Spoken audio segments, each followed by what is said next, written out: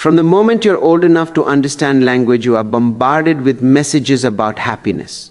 Movies, teachers, parents, advertisements, influencers, they all repeat the same idea that happiness is the ultimate goal of life. You're told that you must chase it, earn it, achieve it, and hold on to it like a trophy. But no one ever tells you what happens when the pursuit itself becomes the problem. No one explains that the harder you try to be happy, the more miserable you actually feel. Why does this happen? Because the moment you treat happiness as something you must chase, you quietly admit to yourself that you don't already have it. You create a gap between who you are and who you think you should be. This gap becomes pressure, and pressure becomes stress. And instead of feeling better, you suddenly find yourself worrying about why you don't feel better. You begin comparing yourself to people who seem joyful, fulfilled, excited, people who in reality are often pretending just as much as you are. Society sells you an impossible idea that happiness is a permanent emotional state, that unless you feel good all the time, something is wrong with you. So when sadness, boredom, loneliness, or confusion show up, as they naturally do, you panic.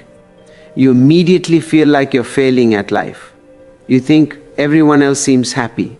Why not me? What am I doing wrong? And this internal conflict starts to dig into you more deeply than the negative emotion itself. You are no longer just sad. You are ashamed of being sad. You are no longer just tired. You are disappointed in yourself for feeling tired. This is the trap of forced happiness. When you chase positive feelings, you automatically begin running from negative ones. And anything you run from grows stronger. The pressure to fix your emotions turns simple human experiences into heavy psychological burdens. What could have been a temporary feeling becomes a cycle of self-criticism and emotional resistance. Another lie society tells you is that happiness is found outside you. If you get this job, achieve this body, find this relationship, or reach this milestone, then you'll finally feel complete.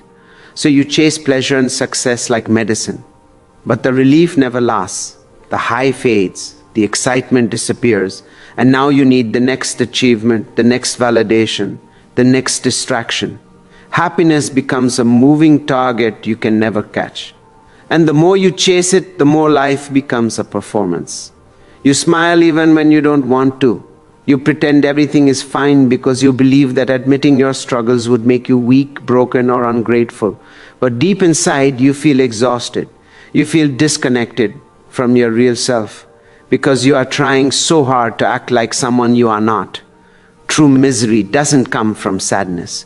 It comes from the pressure to avoid sadness at all costs. It comes from believing you should always feel good. And the moment you understand this, the entire meaning of happiness begins to change. One of the greatest sources of misery in modern life is the silent pressure to feel good all the time. You might not even notice how deeply this pressure shapes your thoughts, your decisions, and even your self-worth. It's everywhere, woven into the culture, hidden inside media, embedded in the expectations of family and friends, and reinforced by your own internal dialogue. You wake up believing that happiness is the standard, the baseline, the normal state of life, and anything less than that feels like failure. Social media intensifies this pressure more than anything else.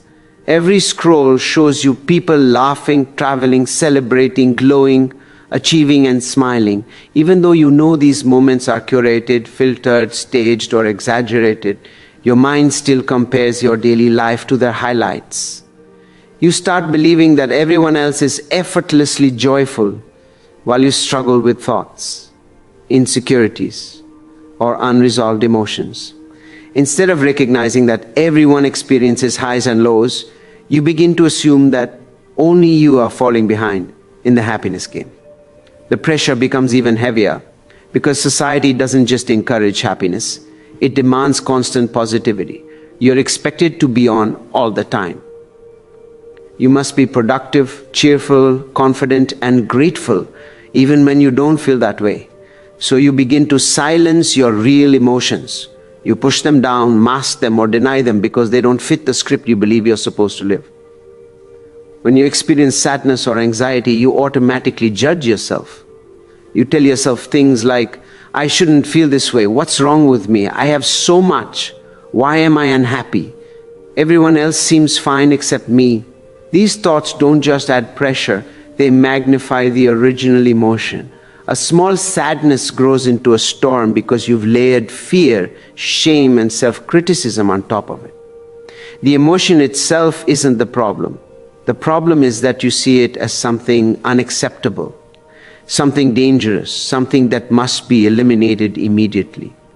This is why trying to be happy often makes people miserable.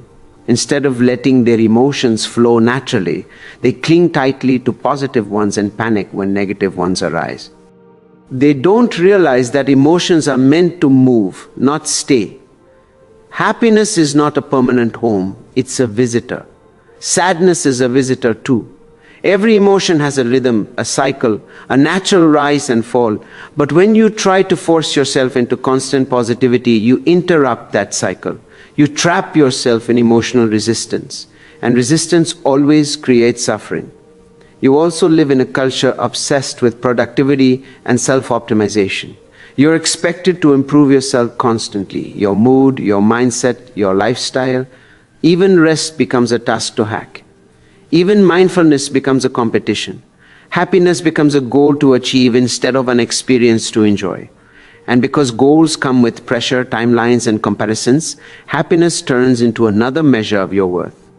But human beings are not machines. You are not designed to function at a peak emotional state every single day. You are supposed to feel deeply. You are supposed to experience a range of emotions.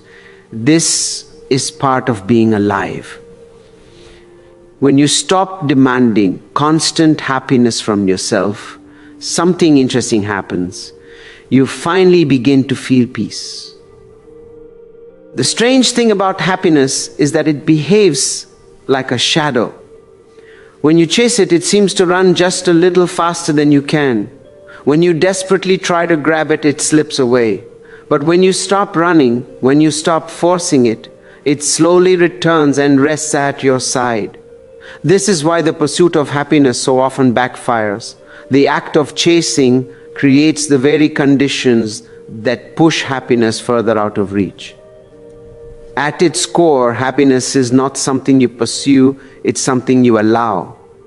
But this is difficult to understand in a society that treats happiness a product.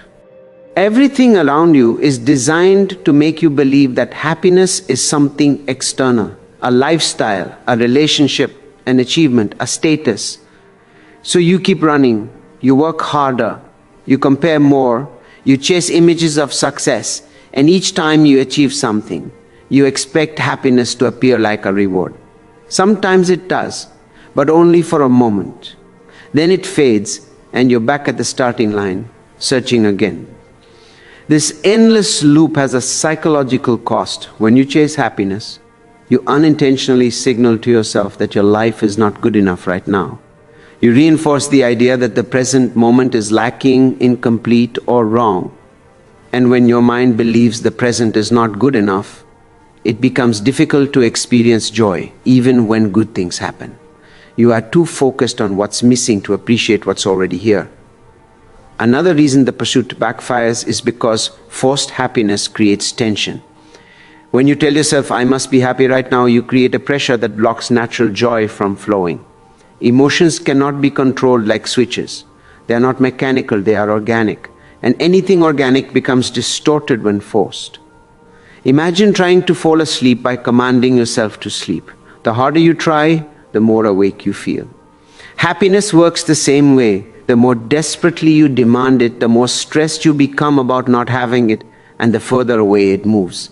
There is also a deeper psychological truth. Happiness is a byproduct, not a destination. It emerges naturally when you are engaged, present, authentic, and aligned with your inner life. It is not achieved through effort. It appears when effort drops. You cannot chase happiness, but you can create a life where happiness naturally arises. But instead of doing that, most people chase pleasure instead. Pleasure is easy. Pleasure is quick. Pleasure gives the illusion of happiness without the substance. But pleasure alone cannot sustain joy. And when it fades, it often leaves behind emptiness. This emptiness is then mistaken as a sign of personal failure, and the chase becomes even more frantic. Eventually, people become trapped in a cycle of emotional hunger. They are constantly searching for the next moment that will make them feel better.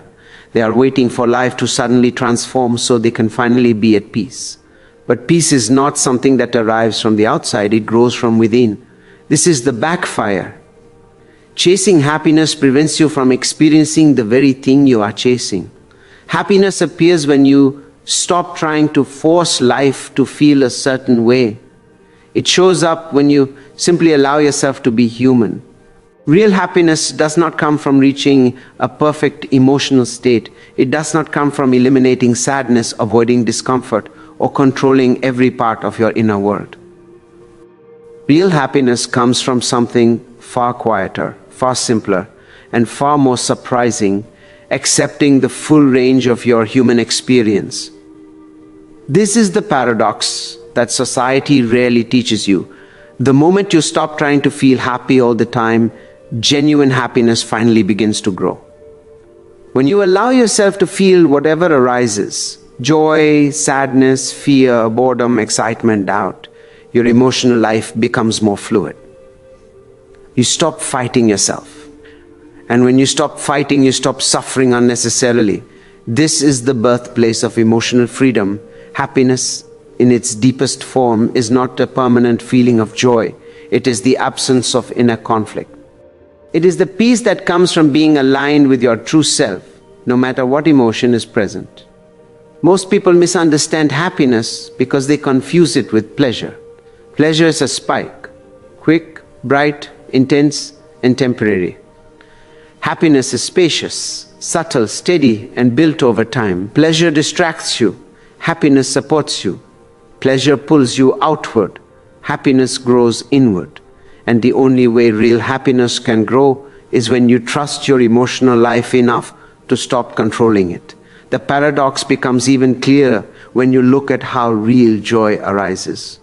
Think about the moments when you felt truly alive. They were often not moments you planned. They were not moments you forced.